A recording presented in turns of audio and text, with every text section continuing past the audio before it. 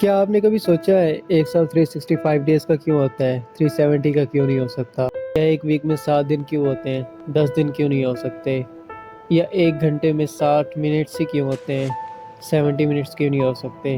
और ये टाइम जिसको देख के हम अपने सारे काम करते हैं, क्या ये टाइम रियल में एग्जिस्ट भी करता है या नहीं करता? देखिए, टाइम अगर एग्जिस्ट करता है तो ये सिर्फ दो फॉर्म में हो सकता है, या कॉन्टीन्यूस या फिर डिस्क्रीट।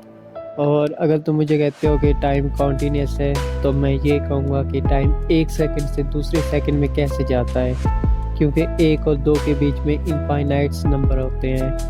टाइम ट्रेवल कैसे कर लेता है? इन्फिनिटी क्रॉस नहीं की जा सकती, ट्रेवल्स नहीं की जा सकती। टाइम जब एक सेकंड से दूसरे सेकंड के बीच में 1.5 तक पहुंच जाता है तो उसका अगला पल 1.51, लेकिन 1.05 उससे पहले आता है। और अगर तुम कहोगे 1.051 तो मैं कहूँगा 1.5001 उससे पहले आता है। कॉन्टीन्यूस चीज़ों में अगला पल नहीं होता। और अगर तुम कहोगे कि टाइम स्टेप बाय स्टेप बढ़ता है, लाइक टाइम डिस्क्रीट है, तो मैं कहूँगा वो भी पॉसिबल नहीं है।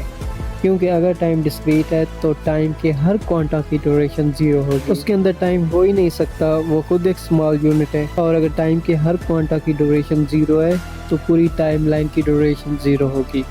मतलब टाइम जीरो से इन्फिनिटी से पहुंचकर फिर जीरो पे पहुंच जाएगा। टाइम ना तो कॉन्टीन्यूस हो सकता है, ना ही डिस्क्रीट। टाइम रियल में एग्जिस्ट ही नहीं करता। हम जो फील करते हैं वो यूनिवर्स चेंज हो रही है, हम इस चेंज को एक्सपीरियंस करते हैं, और इस चेंज के एक्सपीरियंस को हम टाइम कहते हैं। चले अब बात को थोड़ा सा और पीछे ले चलते हैं। पहले ज़माने में लोग सूरज और चांद को देख के ही टाइम का अंदाज़ा लगाते थे।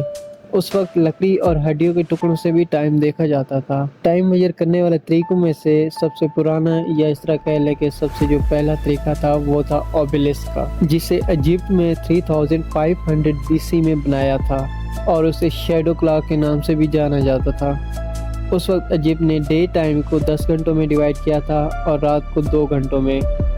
एक पूरा दिन मिलाकर उस टाइम 12 घंटों में डिवाइड होता था।